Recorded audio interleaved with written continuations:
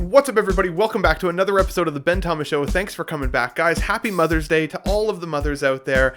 I wanted to give you guys my thoughts on Hot Toys Indiana Jones because it's been welling up inside of me. I was going to do Let's Get Nuts later today, but I've decided to move the show to May 25th. So guys, stick around for my take on Indiana Jones today. If you like the video, hit the like button, smash the subscribe if you're new to the Ben Thomas Show, and let's get into it. I want you to tell all your friends about me. What are you? I'm Ben Thomas. Go time! Here we go, here we go, here we go!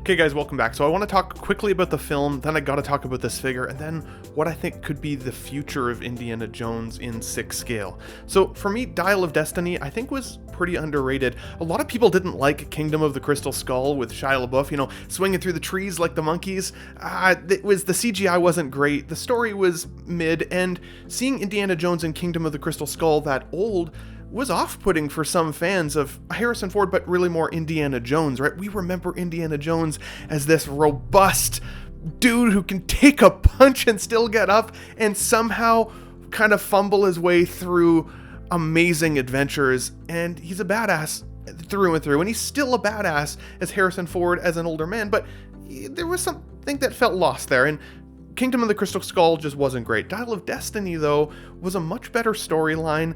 They got kind of rid of the whole Shia LaBeouf storyline. There was some sadness there, too, but honestly, it was a better adventure for me, and one of the things that I liked seeing in Dial of Destiny was a de-aged version of Harrison Ford. I actually thought it looked pretty good considering the technology and what we've seen in the past. And so when the figure was announced, I was definitely hoping that there might be an opportunity to see a younger version, as well as the older version, right? Seeing that history of Harrison Ford as Indiana Jones, I think is still pretty awesome for a display. This figure is shockingly good when it comes to Harrison Ford's likeness. It gives me so much hope for what we're going to see from the Han Solo that's coming, for Return of the Jedi, of course, and then what about the fact that we've got Harrison Ford's likeness? Does this make you wonder if we're going to see a young Indiana Jones? Of course it does. Of course it does, right? We're seeing a younger version of Harrison Ford as Han Solo. There's no reason why we can't see a Bespin Han now at some point, and really there's no reason they can't go back to young Indy. I think it was the DX05 or something along those lines, I apologize, was the first Indiana Jones. Now, there's been some great options of third-party indies. I think Present Toys had the best version from my recollection, but those exist, so if we never got a young Indy, I'd be shocked from Hot Toys, but there would still be other avenues to chase. This figure also gives you the ability to now have Indiana Jones' body and a real genuine leather whip, a cool display if you got the deluxe version that's almost akin to a Temple of Doom base. If we ever got a young Indy, especially a Temple of Doom Indy, which would be probably the one that I'd want the most, let's be honest.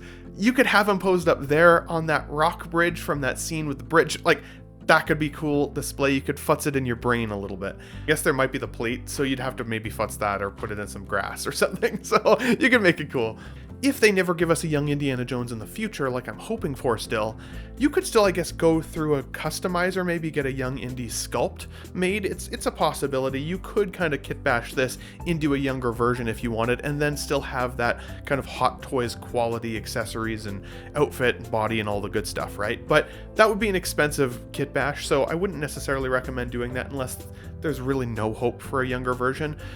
I also know that Hot Toys tends to do this. Over the years of collecting, I've seen them give us releases that are back-to-back that seem to make sense, and then there are releases that come out like this that get people to buy, because there is that fear of missing out or that FOMO feeling. Even for me, I've decided not to buy this one as of right now, because I'm banking on the fact that we're going to get a younger version. But what if that younger version never comes out, and then I miss having an opportunity to just have a really good quality Indiana Jones in the display? That can be a bit of an unhealthy feeling for me as a collector, if I'm being honest, because I feel then pressed into buying something that I don't totally want, and then I know if the newer version comes and I want that one more, then this one immediately gets sold at probably a lower cost at that point. It takes a bit of a hit to the wallet, but it's not about the money, it's about having the character. So does the nostalgia and the FOMO outweigh your rational thinking with regards to spending and collecting. Some of you buy every version, and there's a realm in which having a younger version next to an older version showing the history of Indiana Jones as the character could also be cool. And so you can still make the call to buy it and feel justified purchasing decision as well. It's just that for me, I'm slowly running out of space.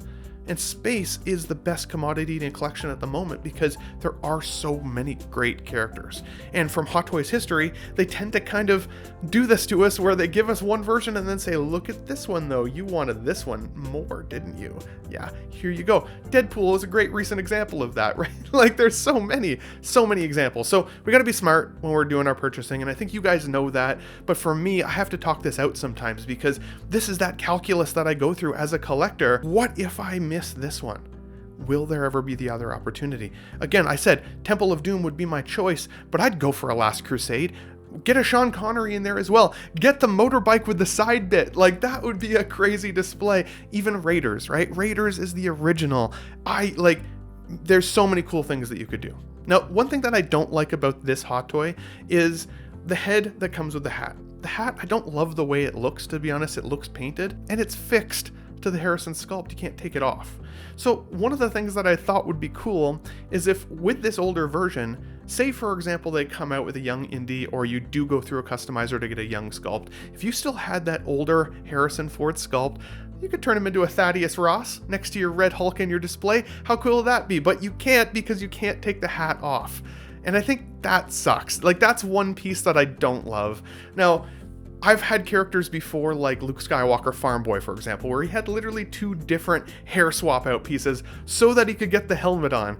This would look weird to have the two swappable hair pieces, but the technology exists. They could do it. This is the lazier way to go, which sucks. It just really keeps this guy as Indiana Jones in your display. You can't turn him into anything else. And Hot Toys, I think if they were smarter, while I'm sure it's cheaper to do it this way, wouldn't that still inspire collectors to maybe kit bash other versions with your product? I could see that happening because I know people that do it. So something to consider, hopefully for the future. We'll hope for the best with regards to this. I still think this is a fantastic representation. If we never got another Indiana Jones, this could still represent Indy in your display. He still had the heart and the soul of Indiana Jones in Dial of Destiny.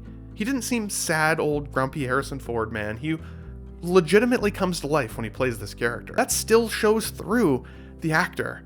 And as a result, I still got nostalgic butterflies seeing Indy up on screen again with the big soundtrack that Indy comes with.